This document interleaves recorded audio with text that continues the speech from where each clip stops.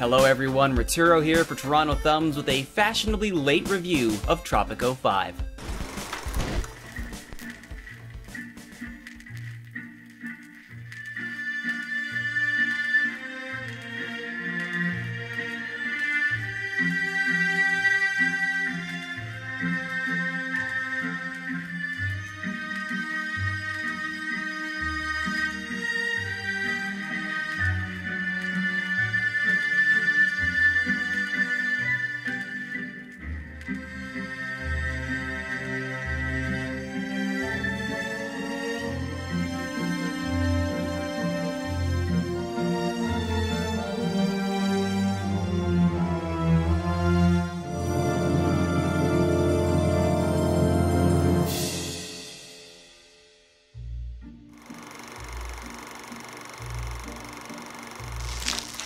Before I get into this review, you may want to check out my first impressions of both single player and multiplayer. Click on any of those links to view them. I'll wait. Okay, have you seen them? Alright, good. Let's get down to business. If you've played any of Haymont's Tropico games, you'll be able to jump into Tropico 5 without any problems. All the hallmarks of the series are here. A populace with needs and desires that will need to be met to ensure your survival. A basic raw material economy blossoming into late-game industry, playing politics with world powers.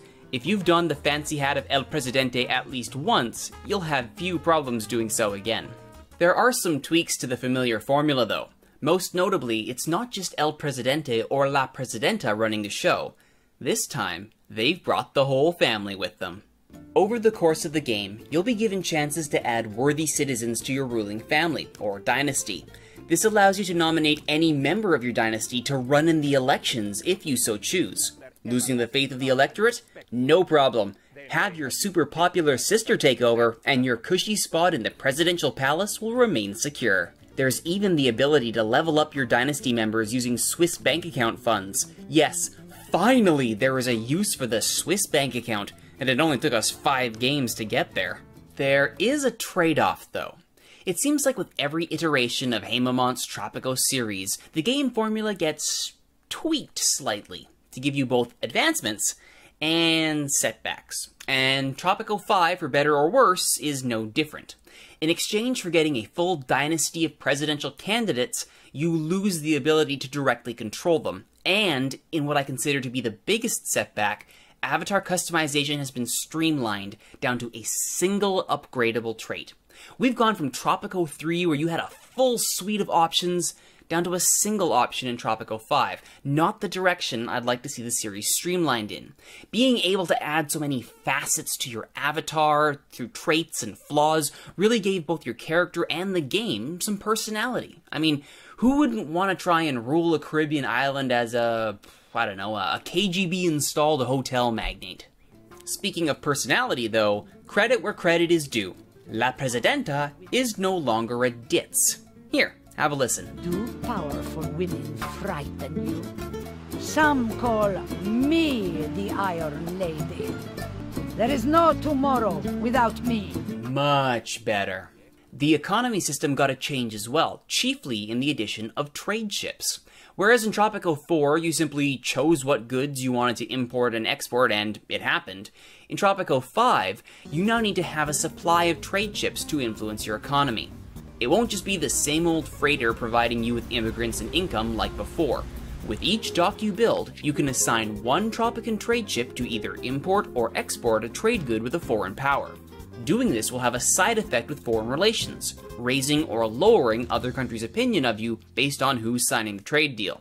I like this change. Now I have a compelling reason to build more than one dock in a game, and I get another avenue to modify my foreign policy. Other changes to the economy include the good, adding foremen to job sites to provide bonuses, and the not so good, oversimplifying budget control of said job sites. No longer do you name a specific wage. Now you have to pick from one of 5 general options. It's a notable lack of precision in economy management.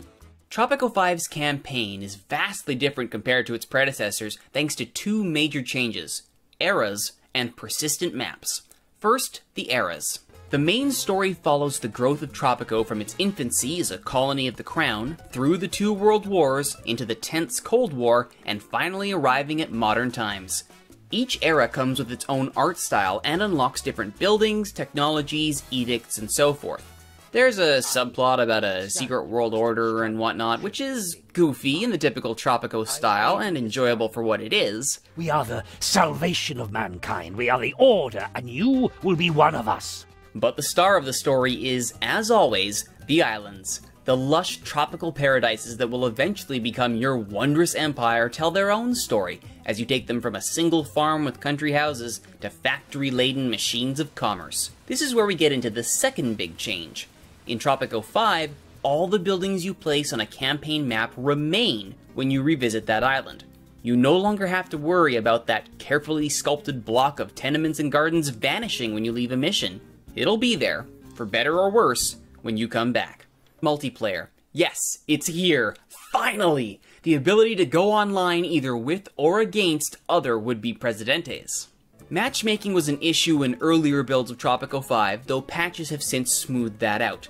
The biggest problem now is getting somebody to join your game. The multiplayer UI is a bit clunky, and I could never get the refresh game list button to work properly. I found the only semi-reliable way of actually starting a game was to mass invite everyone in the English and international chat rooms. My apologies for the spam.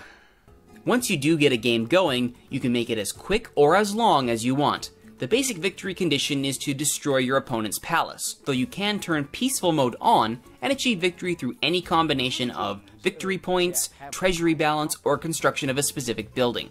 How high you set those victory conditions will ultimately determine how long the match goes. A quick match with 2 players might be over in 20 minutes, but a 4-player build-a-thon might take a few days. Thankfully, the latest patch offered the ability to save multiplayer games, a feature I'm shocked wasn't included at launch. Jolly good, old chap. You've given His Majesty's subjects food, so now you should make them pay for it. Despite all the tinkering Haemimont has done to the series, and despite my concerns that key depth is being lost due to streamlining, I still can't stay away from Tropico 5. El Presidente has a strong hold on me, and if you're looking for a great city sim, he'll have a strong hold on you, too. Viva Tropico! For Toronto Thumbs, this is Rituro.